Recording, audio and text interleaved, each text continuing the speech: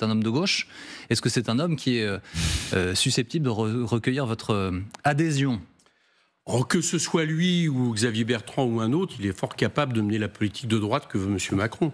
Dans les deux cas, ça sera une cohabitation de M. Macron avec M. Macron. Voilà, c'est la même politique qui sera poursuivie. C'est ça leur objectif. C'est ça l'objectif, en tout cas, que M. Macron assigne à son Premier ministre. Pourtant, Bernard Cazeneuve a dit lui-même très clairement qu'il souhaitait une cohabitation avec Emmanuel Macron. Ça n'est pas de nature à infléchir votre point de vue ? Ah non, je ne crois pas. Vous savez, j'ai regardé un peu Bernard Cazeneuve. J'avais oublié ce détail, j'aurais pas dû l'oublier. En juin dernier, il a commis quand même je dis ça notamment par rapport aux socialistes qui hésitent, qui se disent tiens, pourquoi pas. Il a commis quand même une lettre avec Manuel Valls dans lequel il était sur le Nini. Ce qui était quand même il y avait les plus radicaux des macronistes qui ni RN ni LFI. Voilà, alors donc le ni RN ni LFI dans le contexte c'est pas le Front républicain, et dans le contexte des législatives, ça veut dire qu'au premier tour vous favorisez un candidat macroniste ou de droite, et au deuxième tour vous favorisez le RN, puisque vous parlez à un électorat susceptible d'aller voter. Bon. Donc le moins qu'on puisse dire, c'est que de ce fait-là, je le catalogue évidemment pas du côté du Nouveau Front populaire. C'est un adversaire. Il est déjà un adversaire de la NUPES. Mais même le Front républicain, figurez-vous, c'était pas quelque chose sur lequel il s'est engagé. Contrairement, par exemple, à des gens comme Attal, quand même, qui ont été là-dessus un peu plus vaillants, j'allais dire.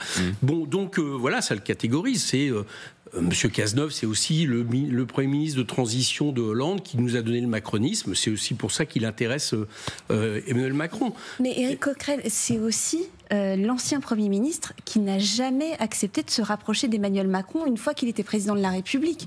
Il a d'ailleurs eu des propos assez durs avec Emmanuel Macron, avec la politique qu'il menait. Est-ce que ça, c'est pas un... Oui, Madame Dati a eu des propos très durs avec Monsieur Macron, et elle est ministre de Monsieur Macron. Donc, si vous voulez, ça, pour moi, c'est pas des... Le rapport de force politique a évolué entre-temps. Enfin, pour moi, c'est pas des éléments. Ce que je constate, c'est que la politique, ce que dit Monsieur Cazeneuve, la façon dont, par exemple, depuis plusieurs années, il s'oppose à la renaissance de la gauche sur un programme de rupture, parce que quand même la NUPES ou le Nouveau Front populaire, ça a permis quand même à la gauche de revenir des décombres où l'avait amené le hollandisme. Bon, cette politique-là, on sait ce qu'elle pèse dans le pays. D'ailleurs, je suis un peu étonné aussi. D'ailleurs, on en fait, les médias, vous en faites quelqu'un comme ça qui pourrait s'affirmer. Mais voilà, on sait ce qu'elle pèse. C'est les 1,64% de Madame Hidalgo présidentielle. Alors, je sais pas trop si ça a changé depuis, mais à mon avis, on est à peu près dans la même épure. C'est-à-dire, c'est une gauche qui a échoué. Qui a échoué pourquoi ? Parce que progressivement, elle a fait une politique de droite. Bon, bah ça, c'est le macronisme. Est-ce que vous ne lui faites pas plus payer son refus d'adhésion, en tout cas sa condamnation d'LFI, qu'une potentielle proximité avec Emmanuel Macron, puisque Bernard Cazeneuve a refusé d'être associé à votre nom de près ou de loin. La condamnation des LFI, je vais vous dire une chose, c'est la même chose que ceux qui disaient il y a quelques jours, pas de ministre LFI, puis quand nous on leur a dit ok chiche, on n'y va pas, est-ce que vous êtes prêts ? En réalité, ils ont montré que c'était le programme qui les gênait. Monsieur Cazeneuve, c'est le programme qui le gêne, parce que sur le fond, d'un point de vue économique, c'est un libéral. Si par exemple demain il était nommé Premier ministre, à votre avis, est-ce qu'il appliquerait un budget différent de celui qui est déjà préparé dans les cartons, c'est-à-dire un budget d'austérité, de l'offre, de la compétitivité ? Évidemment non. Si on se met de la place du côté des électeurs, les électeurs, une bonne partie, on le sait, on l'a vu à longueur de sondage, ne veulent pas de la réforme des retraites. S'il y avait une chance, une toute petite chance, que via Bernard Cazeneuve, la réforme des retraites, son application en tout cas, soit modifiée, est-ce que ce ne serait pas une bonne chose pour les électeurs de gauche qui ont souhaité ce changement ? Sur la table que ça ne sera pas le cas. Voilà. C'est-à-dire, si M. Cazeneuve est Premier ministre, il devra s'avaler la réforme des retraites. Alors, la réforme des retraites, je vais vous dire, on en fera notre affaire, parce qu'il y a une toute petite affaire. Notre histoire, c'est qu'à l'Assemblée, il y a une majorité contre. Donc, moi, je vous dis, d'ici la fin de l'année, vous verrez que soit par un amendement au PLFSS, soit par on arrivera projet de financement de la sécurité sociale. On arrivera à en finir. La seule raison pour laquelle ils n'ont pas réussi jusqu'à maintenant, c'est que si vous vous souvenez bien, je rentre un peu à la technique, ça me concerne, j'avais dit qu'il n'y avait pas d'article 40 sur la recevabilité de cette loi qui était appliquée, et le bureau de l'Assemblée nationale était revenu sur ma décision. Mais là, le bureau de l'Assemblée nationale, le Nouveau Front populaire a la majorité absolue. Donc c'est terminé. Donc on en fera notre affaire. Mais M. Macron le fera pas. Monsieur Macron le fera pas parce que, je termine juste là-dessus, Pascal Perret. Parce qu'en réalité, c'est pas un problème de psychologie, c'est qu'il fait la politique de ceux qui l'ont voulu. Et ceux qui l'ont voulu, c'est quelque part les plus gros détenteurs de capitaux de ce pays, c'est-à-dire ceux qui veulent une politique d'offre de compétitivité. Alors, il l'explique, il pense que c'est comme ça qu'on relance l'activité économique. Moi, je pense que c'est tout l'inverse. Et donc, cette politique, c'est la raison pour laquelle il n'a pas appelé Lucie Castet. C'est pas à cause des LFI. c'est parce que nous voulions une politique là totalement différente de la sienne. Monsieur Cazeneuve, s'il est nommé Premier ministre, ça sera pour appliquer la politique de Monsieur Macron. 2 questions rapides. Est-ce que vous pourriez vous satisfaire d'un gel de la réforme des retraites ? Mais si c'est... Attendez, nous avions dit une chose. On passe tout de suite un décret qui fait en sorte que les gens nés avant 68 ne sont pas concernés. Donc c'est un gel. Mais après, on abroge. Voilà. Mais il n'y aura pas tout ça. Je vous le dis, il n'y aura pas tout ça. C'est-à-dire, si M. Cazeneuve... là, pour l'instant, il peut y avoir toutes les espoirs, les grandes phrases. M. Attal les donne aussi. Il dit on va faire de la protection sociale, on va faire pouvoir d'achat. Mais en fait, à l'arrivée, c'est tout sauf ça. À l'arrivée, c'est une politique de rigueur, d'austérité et d'inégalité qu'on n'a jamais vue dans le pays. Éric Coquerel, pouvez-vous dire ça, vous qui êtes président de la Commission des finances? Austérité, quand on dépense beaucoup plus qu'on ne gagne. C'est pas vrai ce que vous dites, Pascal Perry. Bon, vous pourriez me dire qu'on va augmenter les recettes, mais dans des proportions qui ne sont pas suffisantes. Attendez, comment vous faites, vous êtes aux manettes, vous allez à l'Europe. Les Européens, vous connaissez les nouvelles procédures. C'est des procédures rigoureuses, de suivi, trajectoire budgétaire. Comment vous faites, vous, vis-à-vis de vos pairs européens, pour dire, écoutez, on va continuer de dépenser sans compter, y compris ce qu'on n'a pas? On fera pas pire. On fera pas pire, je vais vous dire une chose, c'est que les déficits, l'origine des déficits, elle est très simple. Depuis, on a baissé la dépense publique par rapport au PIB de 2%, de 1,5%, pardon. Et on a baissé les recettes de 2%. Le problème dans ce pays, tout le monde le dit. François Eccal, vous connaissez, qui est pas, c'est pas un antilibéral. Non. D'accord. Vous pouvez situer pour les gens qui ne connaissent pas, s'il vous plaît. C'est le site FIPECO et il a été magistrat à la Cour des comptes. Voilà. Auditionné par la commission d'enquête sur la dette qui a eu lieu juste avant la dissolution. Que dit-il ? Il dit les déficits en France sont dus à la baisse des recettes. Baisse des recettes organisée par Monsieur Macron, qui a favorisé les plus riches de nos concitoyens, détenteurs de capitaux. Ce que je vous dis, c'est concret, hein, ça c'est documenté, et qui a fait en sorte que, au fur et à mesure, il nous a manqué des recettes. Donc si on veut, et nous c'est ce que nous disons, au niveau, vous le savez, au niveau de Nouveau Populaire, on dit oui, on va assumer des dépenses en plus pour la bifurcation écologique, pour l'éducation, la santé, 260 etc. milliards. Mais tout se fera avec des recettes équivalentes, donc nous n'allons pas faire pire. Et je pense que nous allons même faire mieux, si vous voulez, parce qu'il y aura un effet multiplicateur de politique de la demande par rapport au déficit. Non, mais je continue sur ce que vient de dire Pascal. La France appartient à une Union européenne où la très grande majorité des pays ont accepté cette règle qui veut qu'effectivement on ait une politique budgétaire qui soit dans les clous afin de ne pas pénaliser non seulement nous-mêmes mais aussi les autres. Et par voie de conséquence, la politique que décide aussi la Banque Centrale Européenne. Comment vous arrivez à maintenir cette idée qu'on peut faire tout seul ce que l'on veut en dehors des règles qui nous sont, que l'on s'est soi-même données? J'entends. Alors je vous dis déjà, première chose, n'augmenterons pas les déficits plus que le gouvernement actuel ne le fait. Voilà, je vous le dis déjà, simplement, on va les chercher du côté des recettes et pas la baisse des dépenses publiques. Ça, c'est le contexte. Maintenant, le contexte global en Europe, méfiez-vous, parce que même en Allemagne, il y a des débats très importants en ce moment. Monsieur Draghi, l'ancien président de la BCE, le disait même lui, d'accord ? C'est-à-dire que l'Europe souffre de ces politiques de rigueur.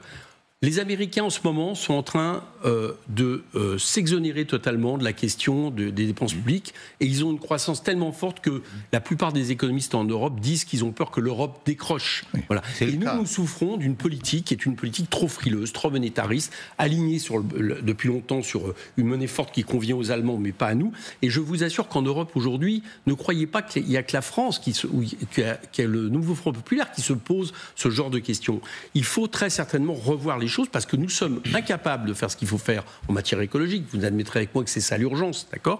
Et nous, en plus de ça, nous n'avons pas des bons résultats économiques. En attendant, donc je pense qu'on ne serait pas seul si le gouvernement français engageait, j'allais dire, un peu un bras de fer au niveau européen pour un peu s'extraire de ces politiques de rigueur et monétaristes. Monsieur Coquerel, ce matin, Madame Le Pen demande une session extraordinaire du Parlement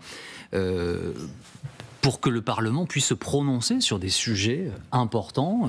Elle fait le lien avec les élections et estime que les Français lui ont donné, avec le Rassemblement national, la majorité des voix, ce qui est vrai en tant que parti. Est-ce que vous soutenez cette demande ? Mais je vous ferai remarquer que cette demande, nous, on l'a fait depuis longtemps et on l'a fait assortie d'autres choses. C'est qu'on a demandé que le suffrage universel soit respecté, ce qu'elle ne peut évidemment pas demander puisqu'elle a perdu aux élections. C'est-à-dire nous avons demandé qu'il y ait un gouvernement nouveau Front populaire et que tout de suite, il y ait une séance extraordinaire pour justement pouvoir faire un projet de loi de finances rectificatif, notamment qui corresponde aux premières mesures qu'on prendrait, augmentation du SMIC, des points d'indice des fonctionnaires, blocage des prix de première nécessité, et puis aussi l'abrogation de la réforme des retraites et des recettes, équivalente, notamment sur la taxation des superdividendes. Nous l'avons demandé depuis longtemps. Donc cette demander à Mme Le Pen si elle soutient notre proposition et également notre proposition que le suffrage universel soit respecté. Mais est-ce que vous avez eu des réponses de ce côté-là sur une session extraordinaire qui pourrait Non, et à mon avis, elle n'aura pas lieu. Moi, je crois qu'elle n'aura pas lieu. Pourquoi elle n'aurait pas lieu? Parce qu'on a un gouvernement qui... Monsieur Macron, quelque part, il a utilisé les Jeux Olympiques, soi-disant la trêve olympique, qu'après il y a eu la sieste olympique, parce qu'on est plusieurs semaines après, pour en réalité, à mon avis, rendre irréversible sa politique. Parce que le temps que tout cela se faisait, à Bercy, on travaillait. Et c'est normal. Pas eux que je vais jeter la pierre. Ils travaillaient à préparer un budget, qui est un budget d'austérité pour 2024, puisque je vous rappelle qu'il y a eu 10 milliards d'annulations de crédit début février, et que là, il y en a 16,4 milliards qui sont gelés en prévision. Coquerel, vous savez quel est le niveau de la dépense publique en France? Oui, je sais. Vous voulez encore en rajouter? Je vous ai répondu là-dessus. La dépense publique, elle a baissé. Non, mais arrêtez, Pascal Perry. Donnez les chiffres. Elle a baissé par rapport au PIB, j'ai compris. Elle a baissé par rapport au PIB de 1,5%. Pardon, Éric Coquerel, le taux de dépenses publiques en France est exorbitant et le taux de prélèvement obligatoire l'est encore plus. C'est insupportable. Et les 220 milliards d'aides aux entreprises, de la plupart sans condition, des champions d'Europe, c'est insupportable. Donc il faut aller chercher de l'argent. Quelle est leur contribution? Mais bien sûr. Est-ce qu'on leur rend? C'est pas moi qui ai voté les 35 heures. Mais c'est pas les contributions, c'est les contributions, les cotisations sont une manière pour nous de collectiviser, de mettre en collectif une certaine part des richesses produites pour, vous savez, la sécurité sociale, les retraites. Vous faisiez allusion, M. Coquerel, à l'instant à Bercy, en précisant, et vous avez raison de le faire, que les fonctionnaires du ministère de l'économie continuent de travailler, évidemment. Vous leur avez demandé de fournir des documents. Vous leur avez demandé de fournir les choses aujourd'hui. D'accord. C'est-à-dire, on devrait aujourd'hui avoir toutes les économies qui ont été demandées à chaque ministère. Certaines ont filtré dans la presse. Mme Belloubet n'est pas contente et elle a raison, puisqu'on lui demande 900 millions d'économies après les 700 millions demandés en rectification en 2024. Le ministère de la Transition écologique, puisque vous me parlez de dépenses, Pascal Perry, on lui dit qu'à hauteur de 1,5 milliard, on va encore baisser les fonds verts, qui sont quelque chose d'absolument essentiel pour la transition écologique. Donc, à mon avis, le pire est à venir. Et il faut bien comprendre une chose, et là je le dis aussi à Pascal Perry, qui est un économiste excellent, mais qui le sait, c'est que des dépenses publiques, c'est aussi des recettes. C'est-à-dire que quand l'État dépense, il favorise aussi l'activité économique. Quand vous faites de la transition et de l'isolation, quand vous relancez, que vous construisez des logements, vous faites travailler le BTP, etc., etc. Donc c'est de l'activité économique. Et le gouvernement, en décidant de baisser les dépenses publiques quand l'activité baisse, eh bien, vous avez toute chance d'avoir un effet récessif. Nous sommes lundi 2 septembre, c'est la rentrée. Cela fait 47 jours que nous n'avons pas de gouvernement. Enfin, nous avons un gouvernement démissionnaire. Essayons d'avancer. Que peut-il se passer? C'est à Macron, ça. Non, mais s'il était là, je lui poserais la question, évidemment. Mais je vous pose la question à vous ce matin. Que peut-il se passer? Quelle est l'issue? L'issue, au-delà de la nomination de Lucie Castet, on a compris qu'Emmanuel Macron ne souhaitait pas que cela advienne. C'est quoi? C'est la destitution du président de la République, la seule issue aujourd'hui? Alors, il y a deux choses. Il y a la destitution que nous demandons pour pointer. On sait que... On a entendu que nos partenaires, notamment, certains sont contre, mais on le met quand même sur la table pour une bonne raison, c'est que ça pointe la responsabilité première du chef de l'État dans la situation dans laquelle nous sommes. Il a dissous l'Assemblée, il ne respecte pas le suffrage universel pour poursuivre une politique qui a été battue par les Français, ce qui est un problème. Donc il y a la destitution. La deuxième arme qui sera utilisée à un moment ou à un autre, c'est la motion de censure, bien évidemment. Et puis il y a une troisième arme, et là qui me concerne particulièrement, c'est que le premier texte qui va être discuté, c'est le budget, à la Commission des finances. Et moi, je vous mets tout ce que vous voulez sur la table, que ce budget, nous allons le transformer profondément. Et dans un sens qui sera plutôt un sens nouveau Front populaire. Voilà. Et donc là, il y a une bataille qui va s'engager. Et on verra bien par rapport à ça comment il ressort pour les débats à l'Assemblée. Si le gouvernement fait un 49.3, il y aura motion de censure. S'il y a motion de censure, on verra bien ce que fait. Et là, on en revient au choix aujourd'hui d'Emmanuel Macron, ce que font la droite républicaine et le RN. Mais je pense qu'il y a des possibilités qu'en novembre, on reparle de la nécessité d'un gouvernement nouveau Front populaire, parce qu'on aura montré en réalité que sur le fond, nous pouvions modifier un budget en notre faveur à l'Assemblée nationale. L'une des clés, quand même, c'est le Rassemblement national. Que vont-ils faire? Eux, ils ont l'intérêt à laisser prospérer une forme d'instabilité politique pendant encore au moins un an, jusqu'à une éventuelle prochaine dissolution. Eux ne voteront pas la censure, on le comprend bien, ce qui est en train de se passer. Les choses seront claires. S'ils ne votent pas la censure, s'ils laissent le macronisme continuer à se développer, appliquer sa politique contre la majorité du pays, voilà, ils montreront de quel côté ils se situent. Bon. Moi, je pense qu'il y a eu quelque chose qui a été un peu passé sous silence. Mais enfin, il y a quelques jours, quand même, M. Attal, quand il a dit il y aura une motion de censure s'il y a des ministres et les filles, puis après il a dit si c'est un programme Nouveau Front Populaire. La seule raison pour laquelle c'est devenu crédible, c'est parce que le RN a dit la même chose. Donc vous avez eu déjà, de toute façon, quelque part, une espèce de cordon réactionnaire qui est un peu paradoxal parce qu'on venait de faire un cordon républicain contre le RN et que M. Attal n'hésite pas à s'appuyer sur le RN pour valider, légitimer une éventuelle motion de censure. Mais au moins les choses seront claires pour les électeurs et il sera évident dans ce cas-là que la seule opposition crédible, c'est le Nouveau Front Populaire. Les électeurs se sont prononcés, les choses sont très claires pour tout le monde, 3 tiers. Voilà, le Nouveau Front Populaire est le bloc qui a eu le plus de voix. Voilà, merci. Donc c'est pas 3 tiers, pas 3 tiers équivalents. Pas 3 tiers équivalents, voilà. Mais vous êtes loin des 289 députés nécessaires pour gouverner seul. Non mais c'est là l'objet de ma question. Oui. Si demain vous gouvernez, pourrez-vous aller chercher des voix dans le bloc central? Pourrez-vous aller chercher des voix à droite alors que tous ces gens, et vous l'énumérez vous-même depuis tout à l'heure, parlent de vous censurer? Je pense que nous serons capables, mesure après mesure, d'aller chercher des majorités. Alors peut-être qu'il faudra trouver des compromis. Mais sur quel texte, M. Coquerel, pour être très concret? Nous partons, alors, pour être très clair, et c'est ce que nous avons toujours dit, nous voulons un gouvernement qui porte le programme du Nouveau Front Populaire. Là-dessus, il n'y a pas de débat. Qu'on n'essaye pas d'alléger le programme en fonction de ce qu'on pourrait penser du vote des macronistes ou autres. Et après, on va devant l'Assemblée nationale. Je vous donne un exemple très concret. Une taxation sur les superdividendes. Ouais. D'accord ? Elle était majoritaire dans ma commission avec le dernier hémicycle. Alors qu'il nous était moins favorable. Bien, je suis sûr que si on arrive avec une taxation sur les superdividendes, eh bien peut-être qu'il faudra légèrement baisser le seuil, il faudra peut-être voir, mais on l'a fait passer. Voilà, je pense que c'est comme ça qu'il faut passer. Mais pour comme ça qu'il faut avancer. Monsieur Coquerel, les retraites, puisque c'est un totem. Alors les Français ont manifesté, il y a une union syndicale historique. Il y a une majorité à l'Assemblée pour abroger les réformes.